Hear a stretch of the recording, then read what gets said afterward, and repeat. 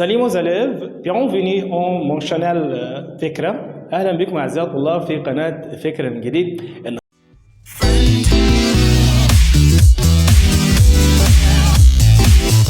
النهارده إن شاء الله حلقة من العيار التقيل جدا جدا جدا. عاري رمز جلال. تمام.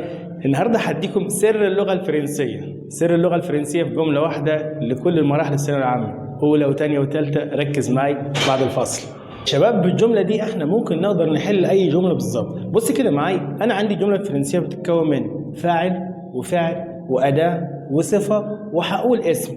طبعا ممكن يكون مفعول أو غيره، بس أنا هنا هسميه بشكل عام اسم.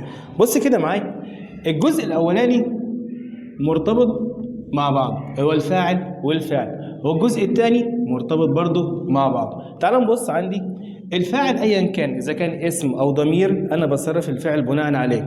يعني مثلا لو انا قلت جي فا انا اذهب، تي مانج انت تاكل الى اخره. اذا الفعل عندي مرتبط دايما بالفاعل، الفعل دايما مرتبط بالفاعل.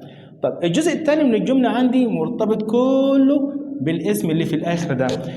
الأداة نفسها مرتبطة بنوع الاسم، الصفة مرتبطة بنوع الاسم. يعني لو كان عندي الاسم ده مفرد مذكر، إذن الصفة مفرد مذكر، إذن الأداة مفرد مذكر.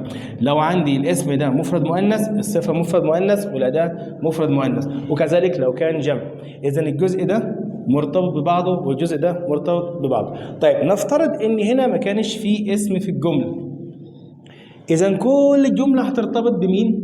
بالفاعل. ناخد مثال مثلا على الجزء الاولاني. لو انا مثلا قلت انا لدي مثلا ان بون بلات، انا لدي طبق جميل. تمام. انا لو جيت بصيت كده، ده الفعل عندي يتصرف حسب الفاعل اللي هو تمام.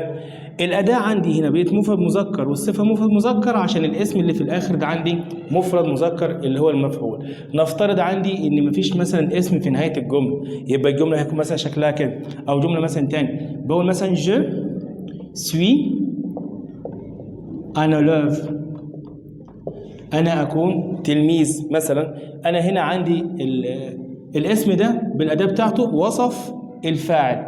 طيب ممكن تبقى هي تكون إن élève، هي تكون تلميذة. برضو الاسم هنا وصف الفاعل، لأن الفاعل عندي مفرد مؤنث، فأصبحت عندي هنا باقي الجملة يتبع الفاعل. إذن اللغة الفرنسية كلها تلخيصها في الجملة دي يا شباب زي ما انتم شايفين، الفاعل يتبع الفاعل والأداة والصفة تتبع الاسم اللي في نهاية الجملة.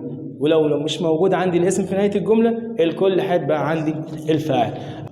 اتمنى يا شباب ان انتم تكونوا استفدتوا من الحلقه. ما تنسوش اللايك والشير مع اصحابكم عشان الكل يستفيد. والسلام عليكم ورحمه الله وبركاته. في حلقه جديده استنونا.